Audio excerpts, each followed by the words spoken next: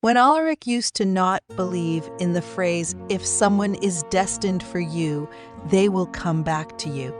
Now, he contemplates that thought that had lingered in his mind for years.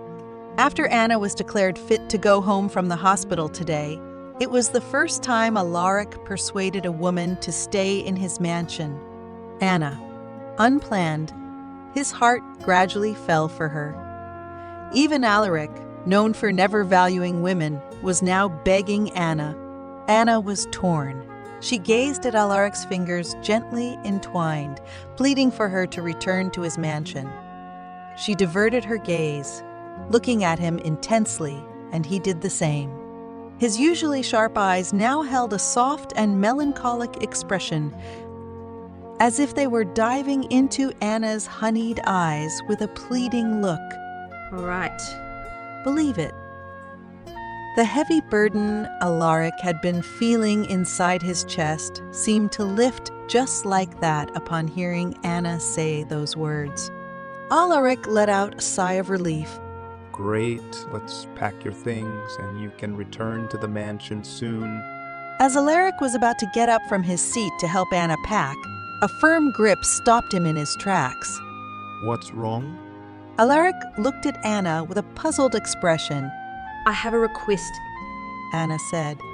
Alaric sat back down. What is it? Stop treating me like this. Alaric furrowed his brows in confusion. Treat me like before, as a master and a servant. Unconsciously, Alaric shook his head, while Anna looked at him with a questioning gaze. Why? Alaric took a deep breath and let it out. I can't treat you the same as before, because now my feelings for you are different. Thud. Thud. What did Alaric mean by those words? What do you mean? Anna asked nervously. Alaric shook his head, not wanting to answer, almost revealing too much. No, forget it. Okay, if that's what you want, I'll do it. Anna smiled faintly, and Alaric got up again to help her pack her belongings. This was also the first time in his life he had done something like this. Now I understand, Anna, why I'm doing all this. Because I love you. Alaric looked at Anna, who was gazing outside from the bed near the window. Unconsciously, he smiled, observing Anna from just 1 meter away. Alaric was whipped. Arvin ruffled his hair roughly as he descended the stairs in his cousin's mansion. His waiting yesterday had been in vain, leading him to decide to stay overnight at Alaric's residence. However, until now, his cousin was nowhere to be seen in the mansion either.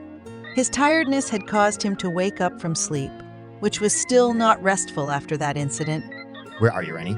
He almost gave up looking for the girl who had captivated his heart since he first saw her serving drinks in this mansion, until a foolish idea crossed his clever mind, leading him to do what he did just to have Ronnie completely. And indeed, he was her first.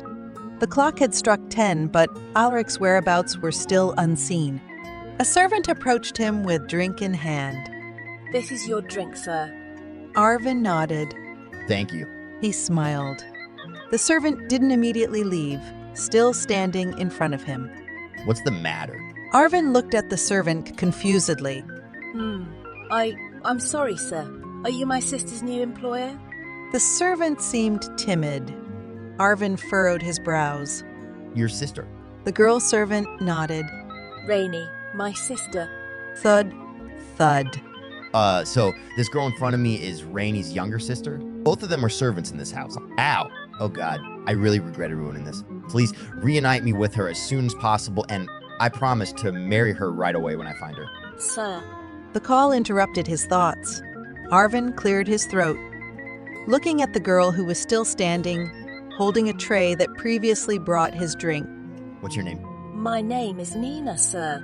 Arvin nodded. How old are you? 19 years old. Arvin fell silent for a moment.